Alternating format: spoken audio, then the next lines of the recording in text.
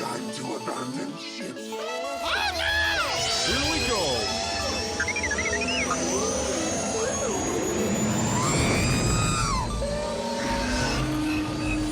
Can I persuade you to join us for a drink? It's a tradition. Here, here. Jar Jar, homie, my main man, quickly.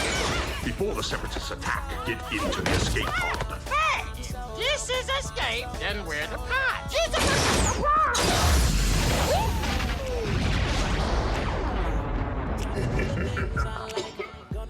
Welcome back to Star Wars Escape Pod and another after show for the ACOLYTE, episode 5. This episode is called Night, and we have Nick, Shauna, Kirk, and Dan joining us this week for another great chat about the final reveal of Qimir as the Stranger is what he's officially called for now. So we're going to break down this episode, get into all the nitty gritty, and chat some ACOLYTE. Let's get into it.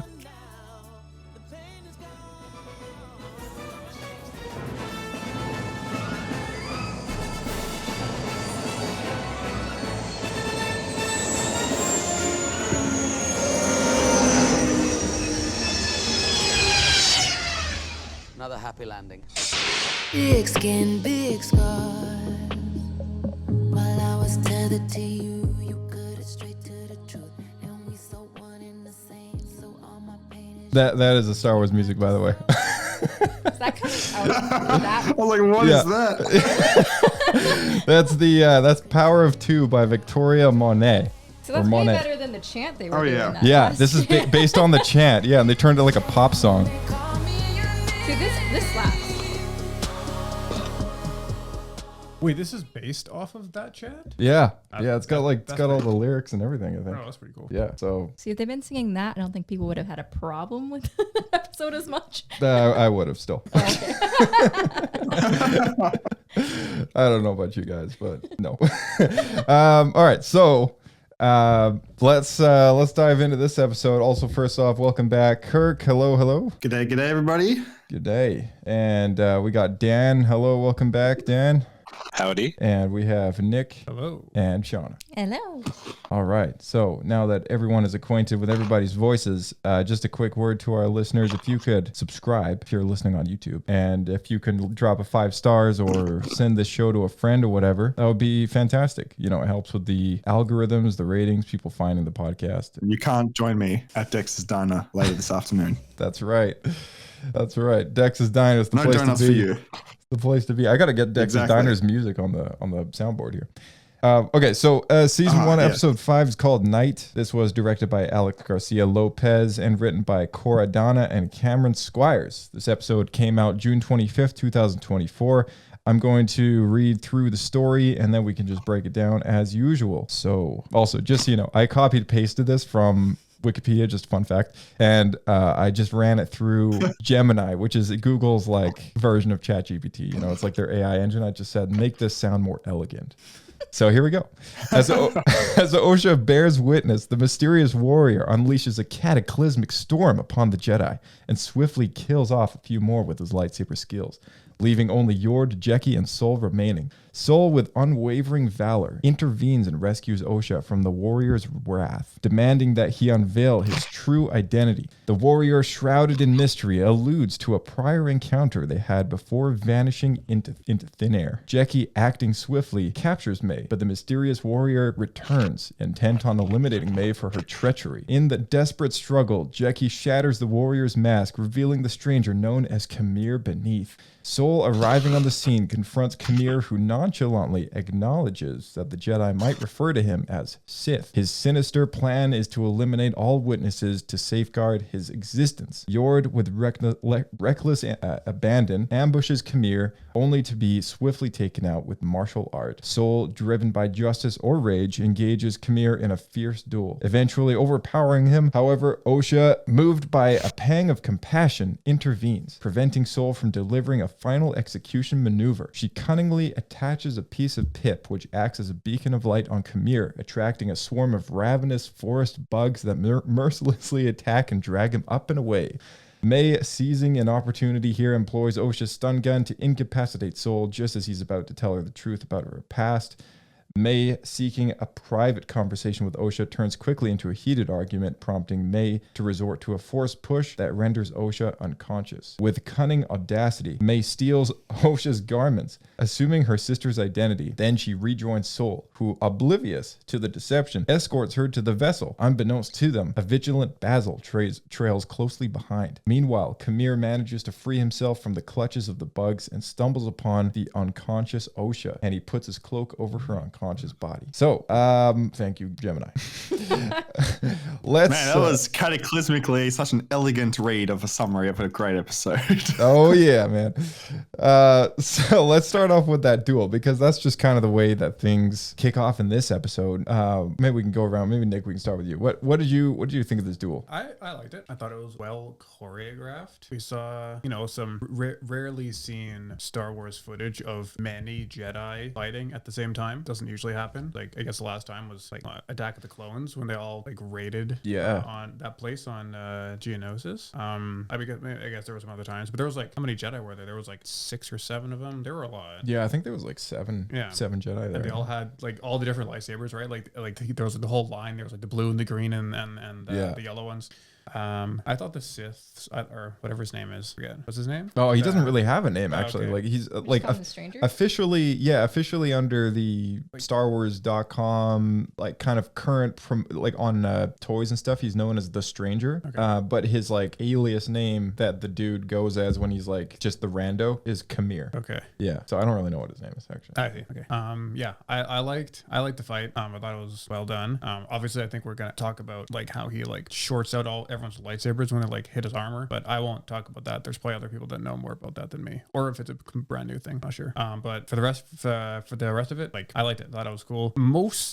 Like a lot of the episode was the fighting. Mm-hmm. I don't want to say it dragged on for a long time, but there were a lot of parts to it. Like there was the initial fighting, and then the Sith guy kind of like he leaves, and then there's a couple other one-on-one battles throughout the episode, and most of it is the fighting, which I liked. Yeah. Awesome. What about you, Sean? I guess especially even in this episode, but in previous ones too, it's just like the dependence on more hand-to-hand combat as opposed to actual lightsaber combat is a lot more prominent in this series than we've seen in most other Star Wars.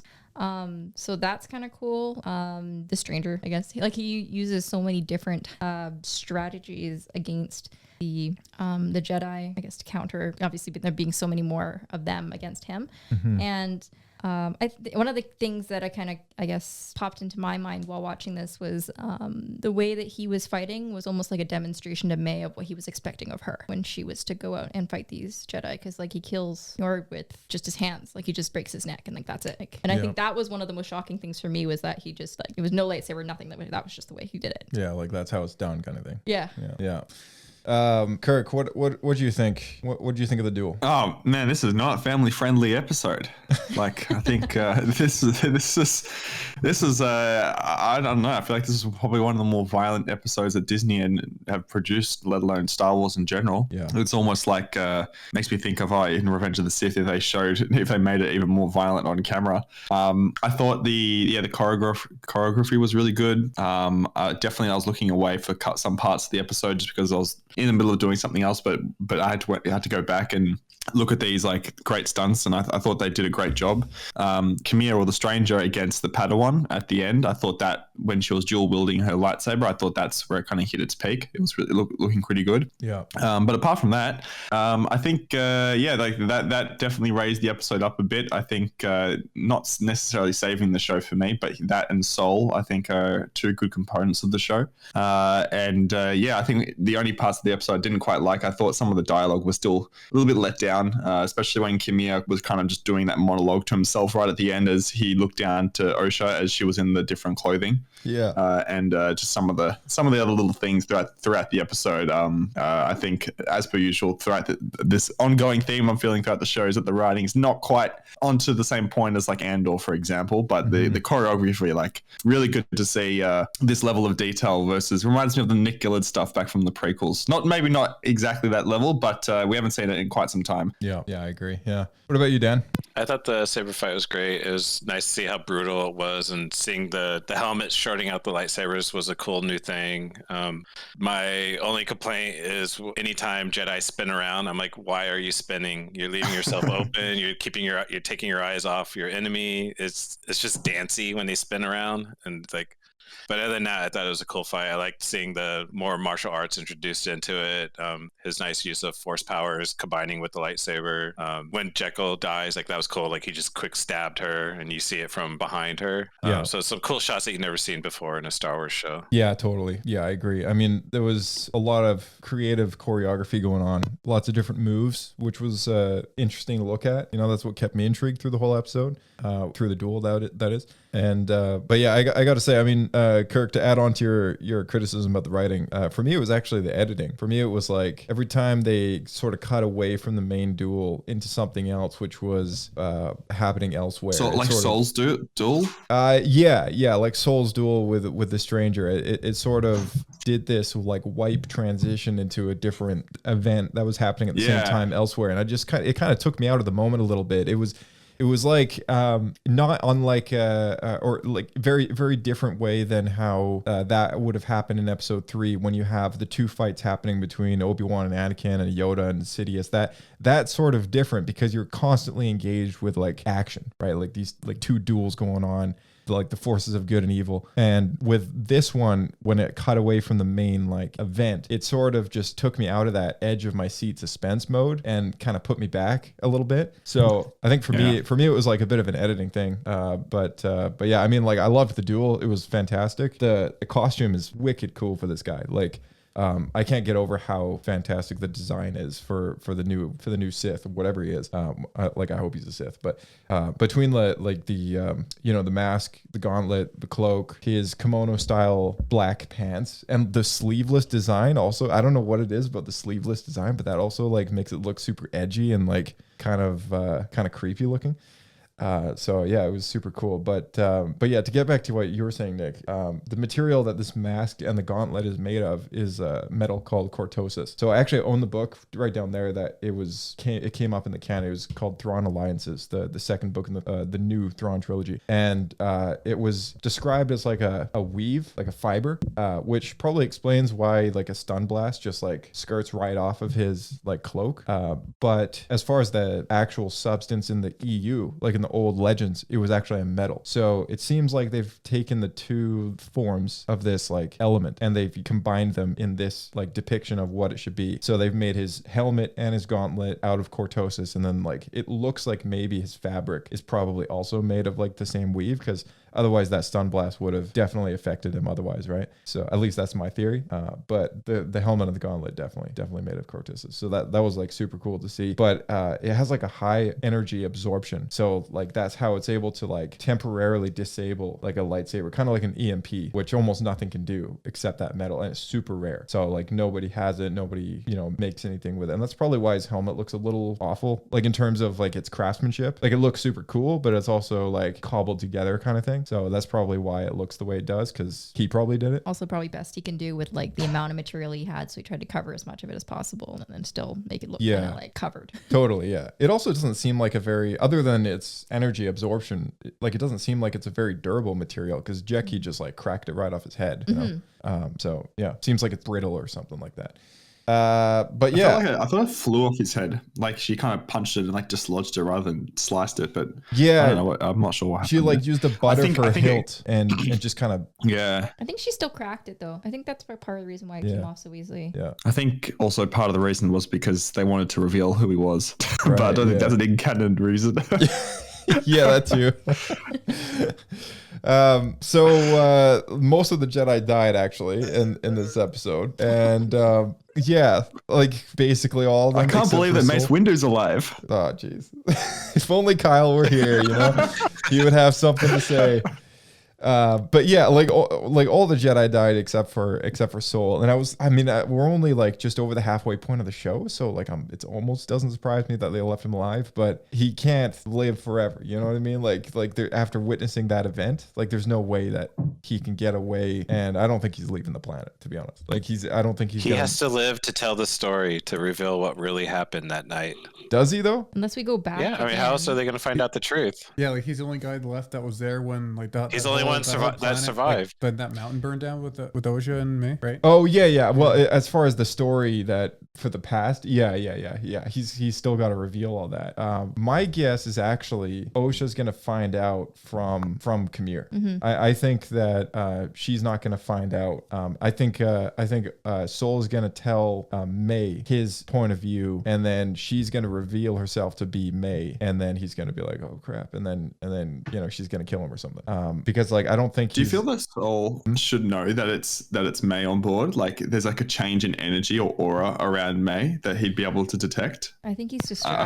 I feel like he I think you're right. I think he's so distracted right now, and like he's thrown off his game. I mean, like he literally almost broke the code of battle like twice, and we'll get into that in a sec. But like he is just kind of like his Padawan was like murdered in front of his eyes just like moments ago. So I don't think his natural ability to just pick up on a disturbance in the Force is quite there, right? Because like he's not in a state of balance in this moment. So I don't think there's any way that he would be able to tell. Unless something really gives it away. But that's where I think the tracker's going to come into play with Pip. Yeah. Because he picked it up and he was right behind them. So I think when May doesn't recognize Pip, he's going to know then that something's wrong because Osha's too close with Pip. Right. Yeah. Or Basil. Or Basil is like the key to all of this. And he's gonna sniff. He's gonna sniff his way in there. May out. Basil will do her undoing. Yeah. But yeah, we saw Yord die, so that online Yord Horde movement.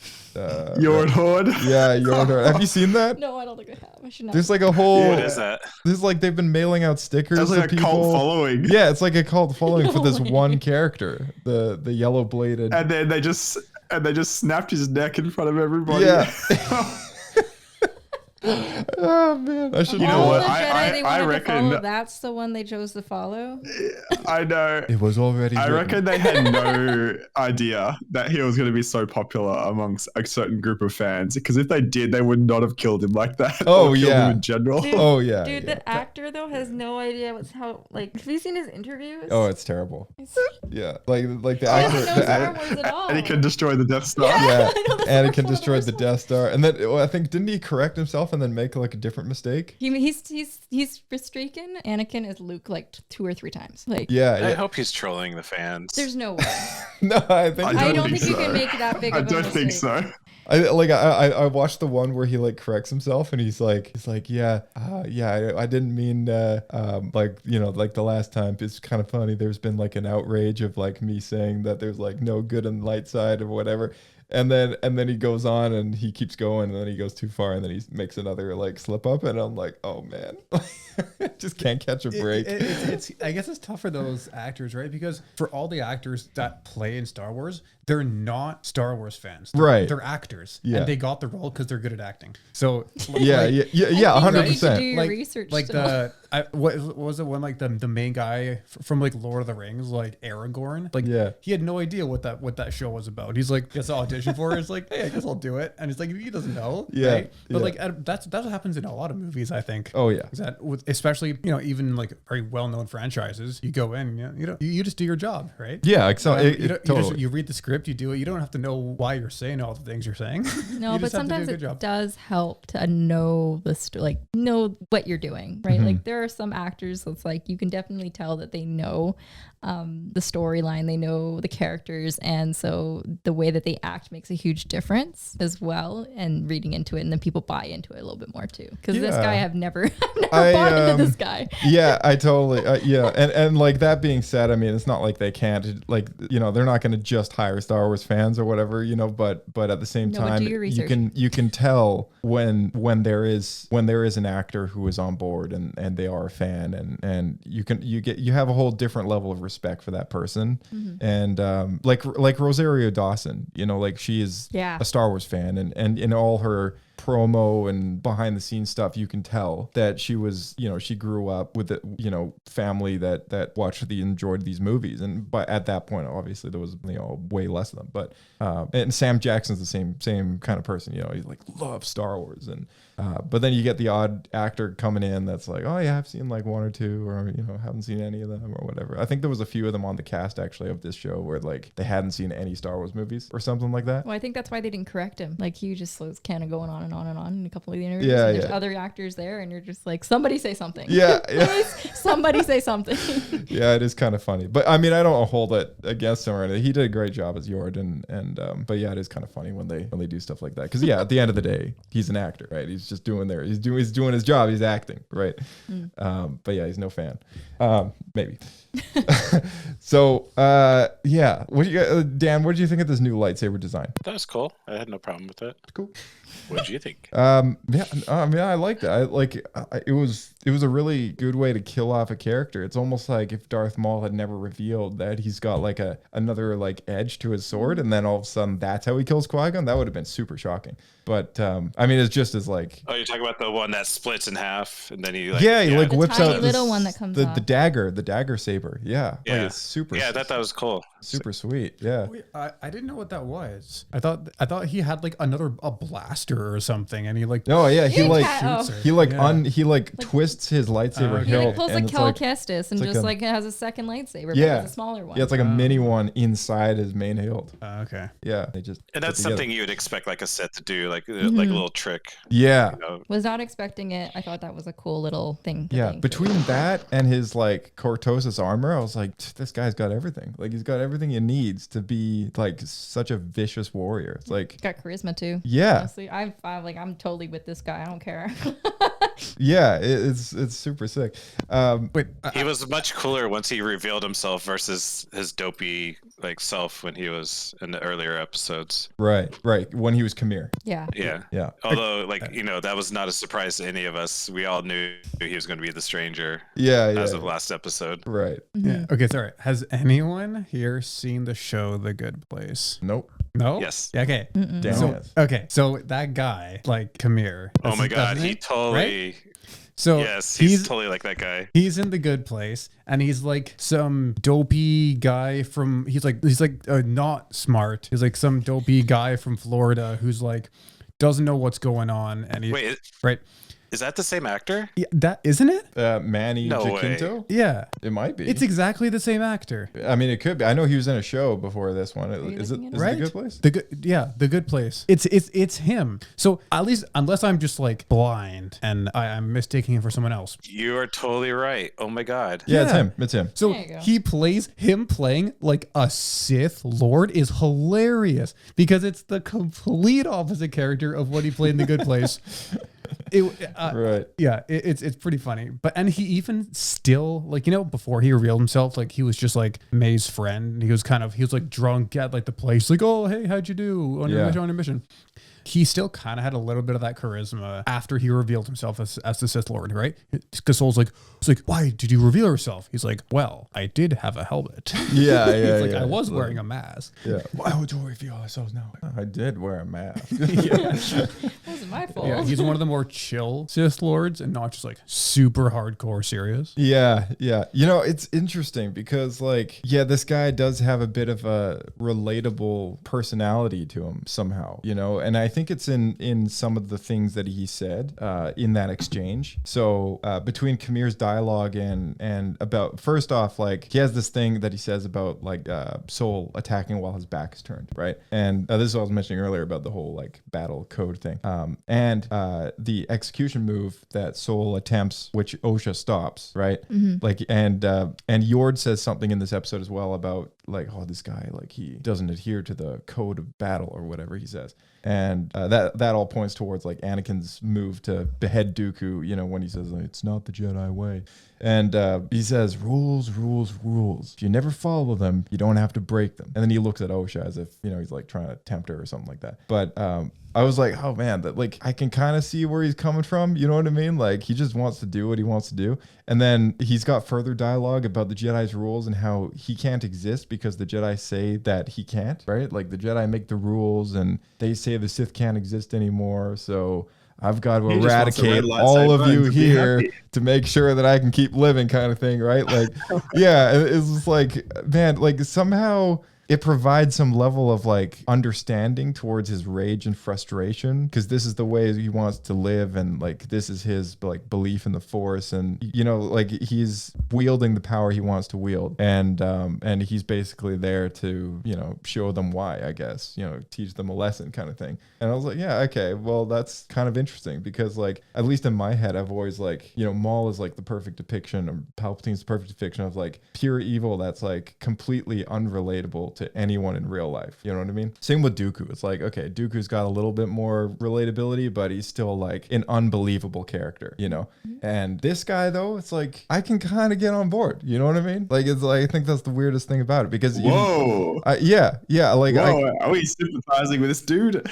I'm kind of digging. Sorry. I'm kind of digging his motive, you know, and I don't know his story, but I kind of like where he's coming from as far as like a villain point of view goes, and I think it helps that this show is kind of gearing towards that. And yes, the writing could be better, but yeah, I think it's like the writing for the show, you know, it's got that angle to it. So I guess when I talk about the writing being a bit odd for me, when I was discussing before, was like some of these monologues that he has between himself, like he just starts talking to himself. I don't know. I think I have an affinity against characters just having in a dialogue that they talk about themselves when there's no one else around.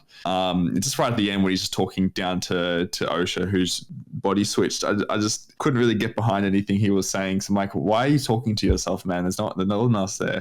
And I guess there are some characters throughout like movies and TV shows that are like psychopaths, and it kind of makes sense, and maybe he does fall into that category, but I guess maybe just the words that are coming out of his mouth I just couldn't quite like attach on to. I definitely the ending. I definitely don't. Yeah, the ending was kind of janky. Yeah. I think. And no, actually, we didn't. I don't think we. Oh, sorry. Go on. Oh no, I was just gonna say, like, I think that part of that might also be too is that he is the only one who sees that point of view, and so he's just kind of like reiterating it to himself, maybe a little bit. I don't know. Some people talk to themselves. I'm one of those people, but like maybe not in the dark way that he was doing so at the end of the episode.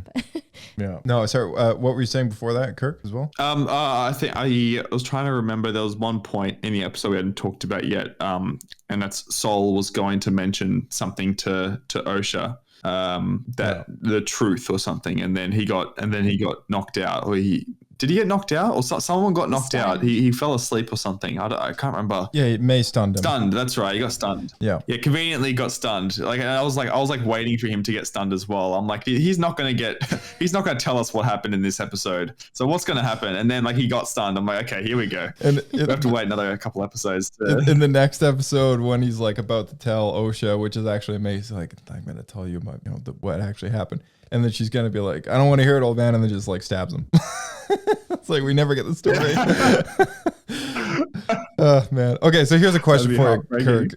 Does Qimir know it's Osha that at the very end of the episode? Do you think he knows? 1,000%. Yeah, definitely. I reckon he knows. That's what I'm thinking too. Yeah. I reckon he knows. Because I'm no hairstylist, but like that's a pretty shoddy haircut. It can't not have been as good as Osha's. Yeah. She just sliced her hair and like with like, you know? Yeah. Yeah. No, like, actually also he would know like for sure because May has longer hair and that was Osha lying down on the ground there. So unless like in their fight Qamir's like, okay, she got a haircut and then now she's lying down, like I don't think he would be thinking that. So but on Sol's like perspective, like he knows that he thinks that it's Osha because she has short hair. So that's a good point, actually. I didn't think of that. I was thinking more I didn't think of that either. Yeah, the hair kind of would be a giveaway, I guess. Yeah. I didn't even think of that. I was thinking more along the lines of like, oh, this guy just knows, you know? He's been looking at Osha throughout the whole episode. Yeah, he's been giving her like these looks when he talks, and he's also like, he ignited the whole saber and the whole reveal in the last episode, and he just kind of flicks her aside. He doesn't kill her or anything like that.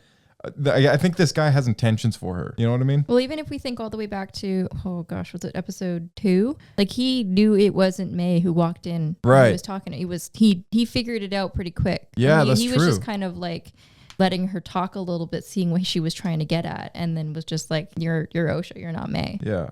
I think his desperation to find a pupil sort of prevents him from just straight up killing her. Like it's if May is a failed pupil and it's not going to work out with her, then maybe he's thinking, oh, I could probably turn Osha instead, because like she's got potential, and she she's the one who went to train with the Jedi and all that stuff. She's got some background there. Yeah, after all, Chief she just wants a was friend. a Jedi, but then she left. Right. So like she's already kind of primed. She has some of the background knowledge to start training as to become a more powerful Force user. Yeah. She's just disconnected herself from the Force for now. She's only kind of starting to get it back, like when she's connected to the creatures that are around. Mm-hmm. Like that's because I guess each Jedi kind of has like a thing that seems to be her thing. Because even in the episode when they went back to when they were kids, like she was like, that was that whatever bug thing, butterfly, whatever it was, right? She was connecting with that, and then May comes along and tries to choke it. Yeah, those giant flying wood bugs. Yeah.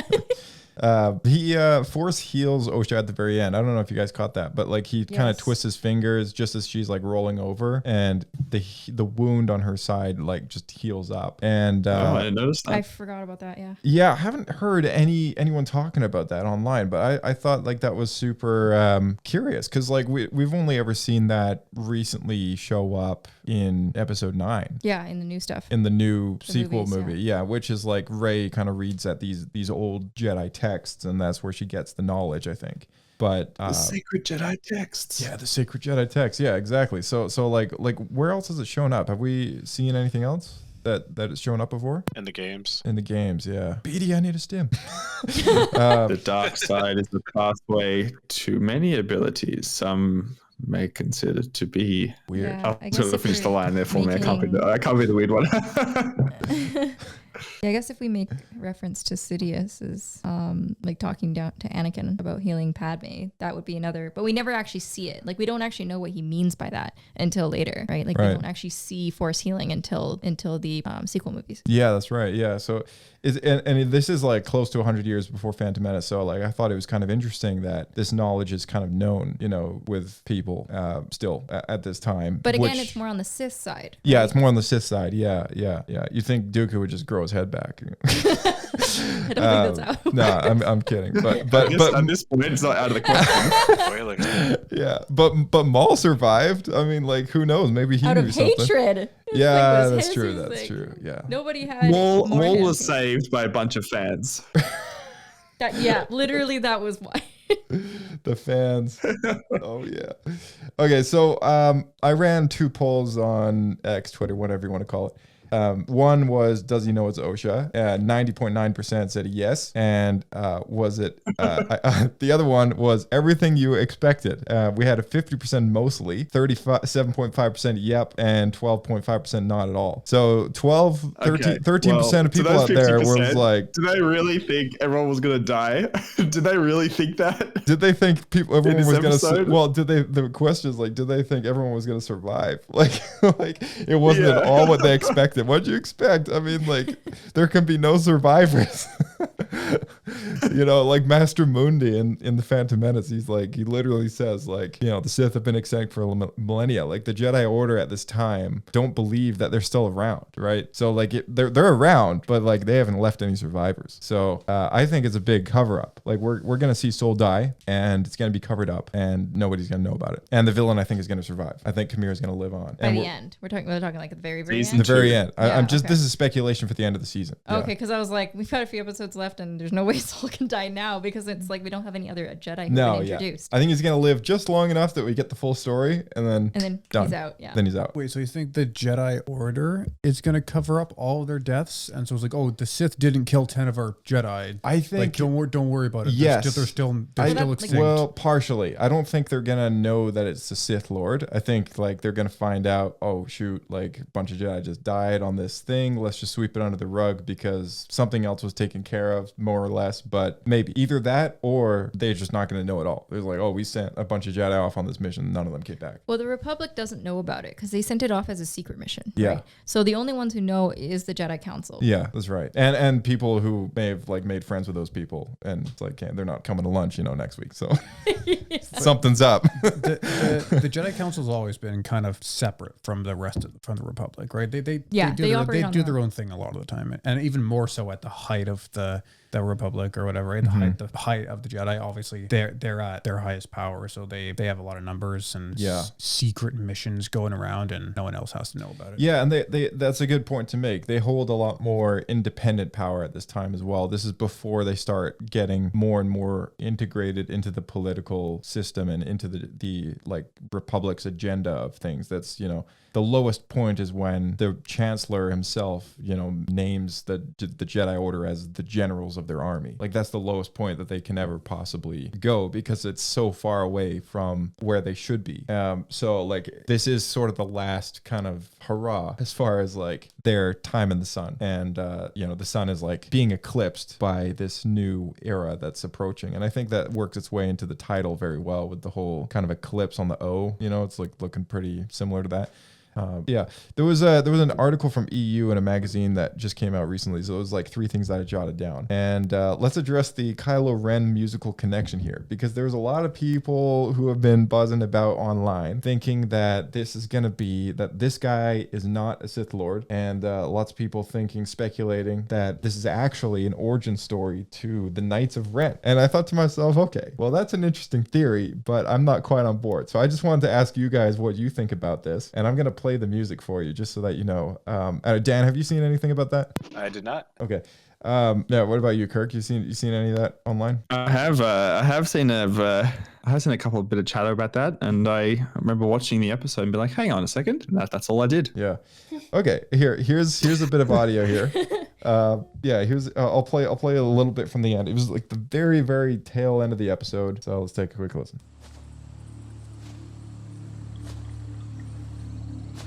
Just listen for Kylo Ren's theme.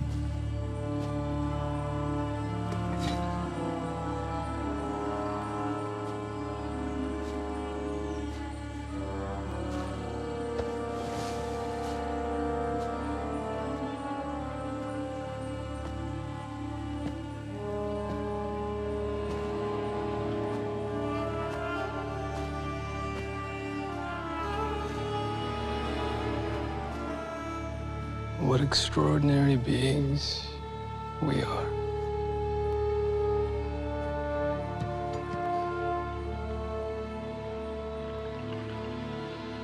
All right, there it was, right at the end there. Did you catch that? Oh, that is very spicy. Yeah. That's not an accident. No. Yeah, okay, here it is. Here it is again.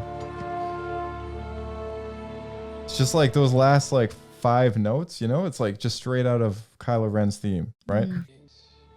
We are.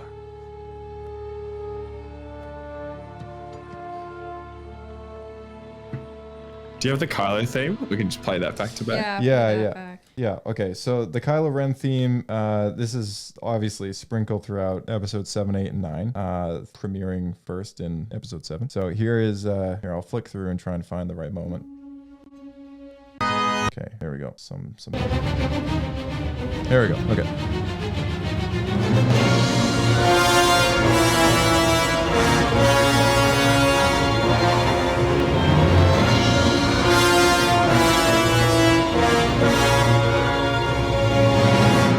All right, so what do you guys think of that? No accident. No accident? Okay, do you think it's a nod of the head, or do you think like there's some intention of them playing that? I think there's a potential Ren in the hen. Okay, That's what I think. So are you leaning? Are you more in the Ren boat or the Sith boat? Well, like for starters, he's not Kylo Ren. That's not what I mean by that. I think he could be like a founder for like the Knights of Ren potentially. He could be someone to do with that. I reckon. Okay, but you think he's a Sith though? At the end of the day, honestly, no, because I feel like they're gonna try and keep it canonally correct and say technically he's not a Sith because as his speech earlier was like, okay, the Jedi would classify me as a Sith, but I'm getting the inclination that he doesn't want to be classified as a Sith, but more of someone that uses these abilities that isn't considered to be a bad dude or something. I don't know, but I personally don't think he is a Sith or considers himself to be one. All right. Yeah, that's what I kind of feel. Yeah. What about you, Shauna? But has something to do with no Knights of Ren. Fair enough. Okay, humor me. What if he's like a long lost relative of Kylo Ren? So we're talking like on the Solo side. We don't actually know where Han Solo comes from. Han Solo's like great grandfather. grandfather. I mean, I don't really see any resemblance there. No, but if it's like that's where we're gonna draw like the really long connections, like Star Wars sometimes does. It's like, yeah, that would be where that was just a thought I had. Not enough connections, I think, to fully draw that. But well, it's 100 years before, so it would be if that would have to be a great grandfather. Yeah. It's still pretty close. Yeah. Like I mean, you know what? I mean, like that could also based explain on how why. good Harrison Ford looks. Hey, he's got It the could same be- type it of could just be- charisma, He's got the the arms. jokes, He's got the you know, arms. like. Yeah. And we'd also explain how Han Solo is able to fly so well and just doesn't explain it, right? Like we've never like. That's right. They both fly. Like you never. You can't, That's right. So I don't know. I think you're onto something. Just again, like humor me. I don't. It not saying that was just a thought that when you guys were playing that, you're like, oh yeah, Knights. I was like, well, what if it's not? Right. Yeah. Dan, what are your thoughts on this? There's no way they're related. I think it was just a nice homage. Fair enough. Dan's like hard pass. Definitely not. All right. Well, so what do you think? A Ren boat or a Sith boat? Ren. Period. Ren in the hen. What's it gonna be, Dan? Ren's interesting. I like that angle. We've seen so many Sith. It's like do something different. Fair enough. Okay, Nick, what are your thoughts? Yeah, I guess. Well, the thing with them putting that like that Kylo Ren theme kind of hidden at the end, they've done this before in the prequels, haven't they? Oh, I'm sure they have. With Palpatine. Oh, yeah, they did that. did. Yeah. Yeah. And then like some eagle eye viewers like, oh, that's Palpatine theme or whatever, right? Yeah. So that they think that could be some backing to this theory that they did do this on purpose. But also a thought that I've had that I think I showed on this before, like just today, like who determines who is a Sith and who is not? I think right? they self-determine, I Right? guess. Because Yeah. like if there's like a Sith master and a Sith apprentice, and there's some other random guy on the other side of the galaxy who's like, hey, wait a minute, I'm more powerful than both of these guys. Would he like go and challenge them or something? Yeah, 100%. Like if they ever run into each other, Yeah. that there would be like there could only be two, because like that's the whole point of the belief, right? So yeah, one of them would end up killing the other. Yeah. Right. So like there'd be no like Sith Council monthly meeting minutes. No. Be like, oh, hey, all right, everyone. No. This is this guy's in charge. And if you want to fight him, he'll be out back after the meeting's over. Yeah. And then he'll be the new leader. It just kind of it's a little bit more scattered than that. Or do they all know because they're all connected through the dark side of the Force? Maybe that's it. Yeah. Yeah. No, yeah, it brings up an interesting discussion topic though, because yeah, like if this guy is telling the truth, which it's possible that he's not, he didn't even want to show his face until it just had to happen. So like, why would he bother giving them his Darth name if he knows he's just gonna kill them all anyways, right? Like I don't think this guy is the villain that reveals his whole master plan right before he kills his victims. You know what I mean? Like he just doesn't have the time of day for that. He's like, forget it, like you're all dead, right? So that's why he's still the stranger, right? Like that's why we don't have an actual name to him. Exactly. Yeah. So I think he is. I think he's a Sith. I think personally, this is just my own speculation, though. I mean, of course, it could work its way into the like Ren origins. There is a comic book called The Rise of Kylo Ren, and I've read it twice, and it sort of tells a little bit about the Knights of Ren. There's a guy, he doesn't really have a name. He calls himself Ren. The people that follow him, which we see in the movies, are the Knights of Ren. And this guy wields a red lightsaber, and he has like a silver helmet on. He's like bare chested. He's like burned to a crisp, and like charred skin all over his body. He wears like black clothes, and He's got this like red lettering on his like the front of his visor, but you never see his face. And they fight Luke and Ben as Jedi, and then later in when Ben turns to the dark side, he kills the master of the Knights of Ren and becomes the new master of the Knights of Ren. And there's really no explanation for where these guys came from. Only that I don't think that the master of the Knights of Ren uses the Force, but like, I mean, obviously that's like way in the future, but yeah, it's like I think like maybe like the helmet, the guy's helmet resembles that of Kylo Ren. So I think it's just maybe a musical kind of nod of the head to, hey, this is like a dark warrior that we don't yet know a whole lot about. And like, I don't know about you, but like to me, he kind of has this resemblance a little bit of Kylo Ren in the helmet cobbled together. It's got that little fin back part, you know, vicious fighting style, stuff like that. Like there was a lot of like resemblance there. So it's maybe, but it's possible that it could work its way into the origins of the Knights of Ren, but I think this guy's a Sith Lord. And that leads me to my second question, is if he is a Sith Lord, do you think he is a master who has come out of nowhere, self-trained, all that stuff? Personally, I'm leaning towards this somebody trained this guy because he just killed like 7 Jedi. But do you think he's self-trained and he's like trying to resurrect the Sith Order because all the Sith are extinct, or if there are any out there, like what you were saying, Nick, maybe they don't, maybe he doesn't know that they're out there. Or do you think that he is an apprentice trying to find a pupil to train up to kill the master? Oh man, if he's self-trained, he's obviously got a very good disciplined workout routine, because he just like destroyed 8 Jedi or whatever he did. My goodness, that's how you kill like, Jedi, Kirk. Surely you gotta hit the gym 5 times a week. He looked like he did hit the gym. Yeah. Were his arms different though? Because no, he usually kept them covered in like the previous episodes. I think. Yeah, and then it's like you revealed. Okay. Because his arms looked almost like superhuman arms. Yeah, like he's been eating plenty of sandwiches. Like he eats his spinach. He's a big boy. He's eating all those Dex's sandwiches or whatever they're called. You know. Dex's donuts. Dex's protein donuts. Yeah. Also, he's been speaking to the Mandalorian, and it's like, this is the way, but like the way being like the WHEY. Yeah. Oh, sorry. Also, just a quick side note. His mask, like that little line that goes through, like at the front, it kind of looks like Venom. Like his like the Venom. True. Like with his mouth, it goes like all the way, like the across, the teeth, really high. Yeah. Oh yeah. The teeth. Yeah. It does. Yeah. Yeah.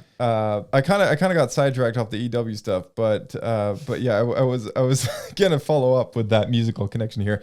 There's a quote from Manny from this article, and he says, "We wanted a character that isn't just Darth Vader, isn't just a Darth Vader type of guy who overpowers the screen. It's the concept of the uncanny. It can be a stumble in a person's walk or a twitch in someone's eye. It's very subtle, and it's just like this uncomfortableness that people experience. That's what we wanted to hone in for this Sith Lord." So he says Sith Lord, but like again, it could be one of those things where it's just the actor kind of saying, because he's an actor, you know, just saying a word that's familiar to the descriptor, because like, yeah, maybe he doesn't even know. Right, like everyone that has a red lightsaber is a Sith Lord. Right, exactly. Yeah. So and that's the way the people of the galaxy like look at it too, or whatever, in the opposite way. Like in the animated series, the Clone Wars, is like civilians that think Maul and Savage Opress are Jedi because they have a lightsaber, but it's like they have no idea what a Sith Lord is. Like that's red or whatever, right? Like, oh, Jedi, you know. It's like another thing in this article, Leslie Headland says,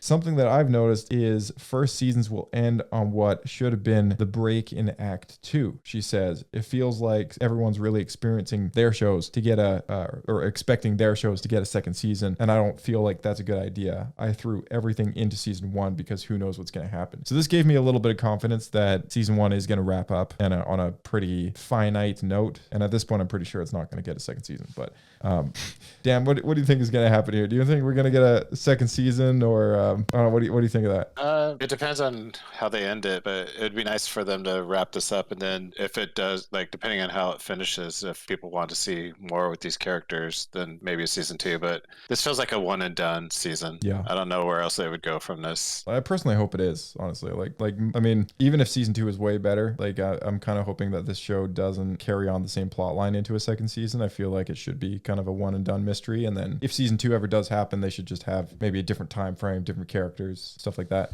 What if they just made a show with more episodes? Like all of these shows just feel like miniseries.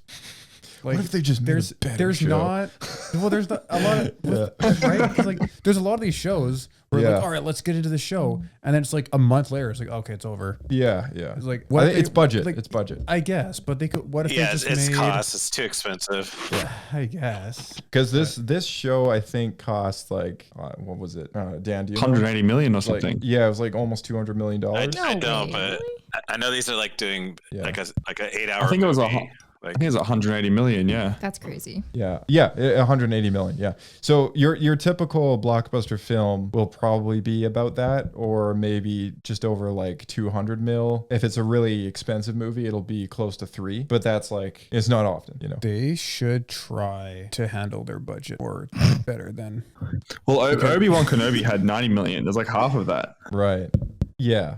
Like, yeah, I don't know. I mean, I guess filmmaking is expensive, but does it really have to be? Can't you just like stretch it out a little bit? I don't know. Yeah. Do you want to go to their budget for them? Yeah, I agree. Yeah. Let's see what the budgets are for all of these shows. Is there a list somewhere? What I would want to do is immediately greenlight a Star Wars spin-off show, and it would be Omega, a Star Wars story, Bad Batch. Oh, here we go. It's listed in order. Oh yeah, I'd watch That's that. right. I'd watch that. Would it be pre? I guess pre.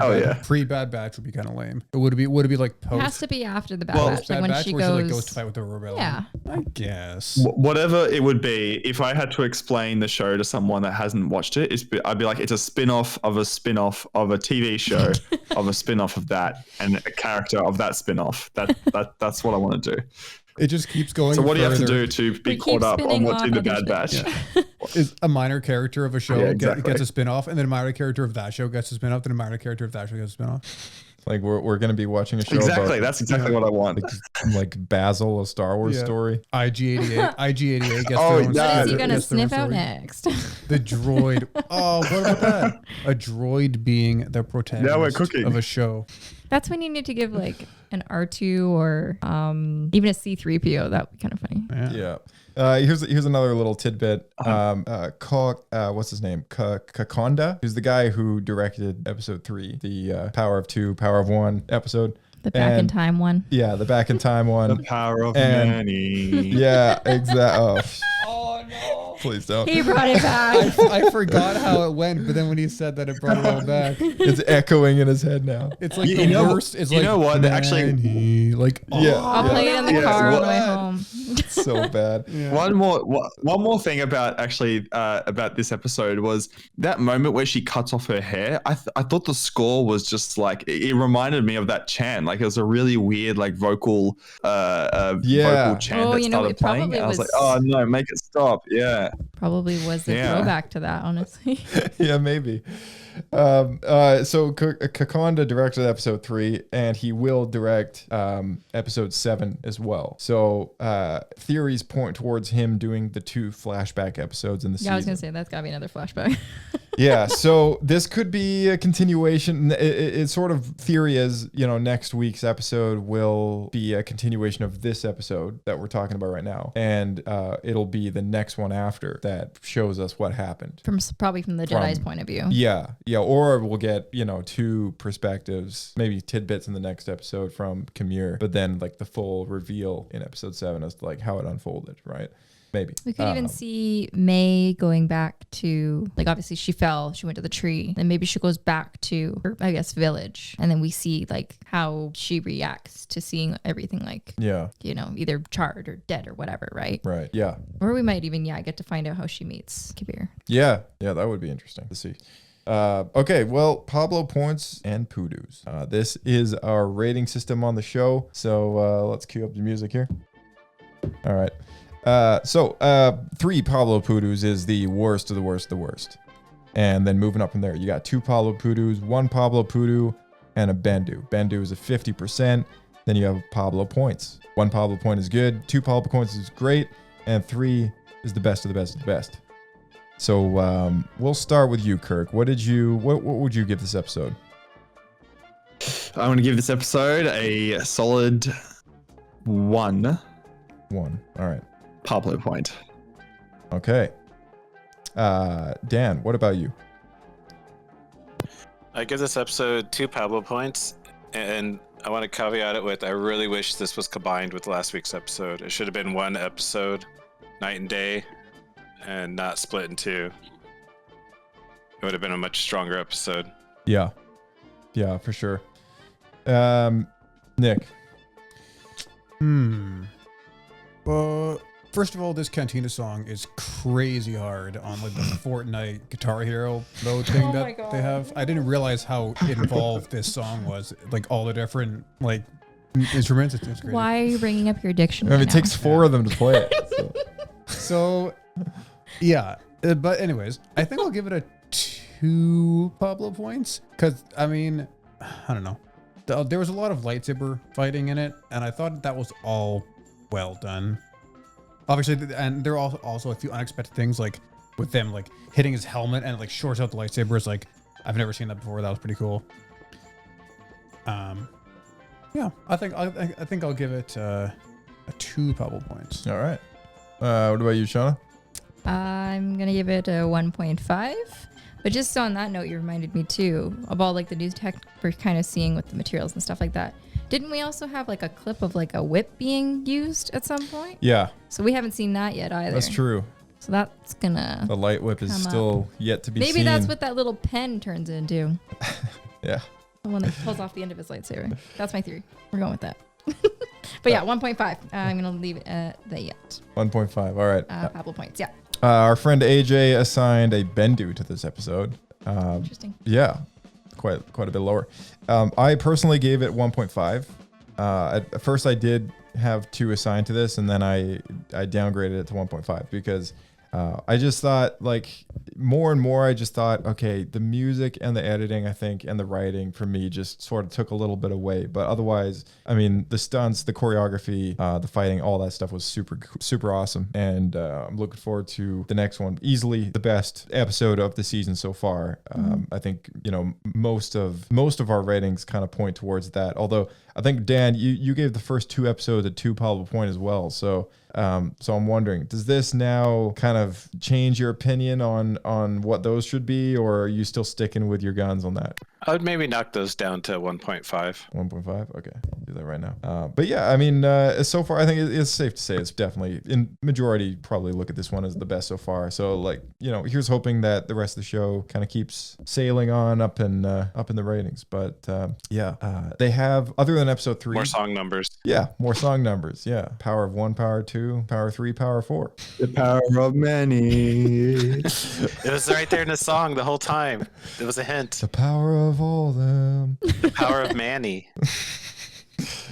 All right. Well, Just go and watch like 1 episode of The Good Place, and then this guy's character is gonna be ruined for you forever. he's a probably really good show. It's probably like you pointed out his arms in this episode. It's because you're like didn't recognize him because he's all like jacked up in this episode and like just like a skinny dude in like the other show that he's in. Yeah, he was like I think he was like pretty kind of small and skinny, and his character is like polar opposite, from a Sith Lord. He's a great actor. He's not technically like his personality in the show isn't quite that of a typical Sith Lord, right? It's a little bit more jokey, yeah, right. So, which leads me to believe Edgy Sith Lord. Yeah, maybe he's just having fun with people, and he's not. He doesn't seem to be the one that almost follows any code. Right. He just kind of does his own thing. He maybe he makes up his own code. Yeah. Who knows? Who knows? Yeah. So we will find out, I'm sure, before the end of the show is up. But yeah, thank you all for coming back on. Dan, thank you for coming back, and Nick and Shauna and Kirk, always good to have you. Thank you for filling in for co-hosting. Oh, yes. And as per usual, if people want to come find me, you can catch me eating donuts. No, it's devouring donuts at Dexter's Diner. That's right. That's all right. And it's 2 for 1, I heard. Power 2, power 1, right? Oh, it's 3 for 1.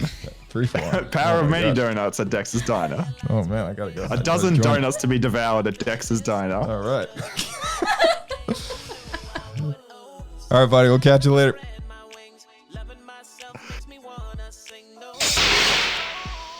All right. Thank you all for tuning in. As usual, we have only 6, 7, 8 3 episodes left to go on the ACOLYTE, and we encourage you all to drop those 5 stars because you like them. 5 stars, power of 5. And follow us on the socials using the handle at SWScape Podcast. You can search us up on YouTube with that handle as well and subscribe there. You won't miss a single episode.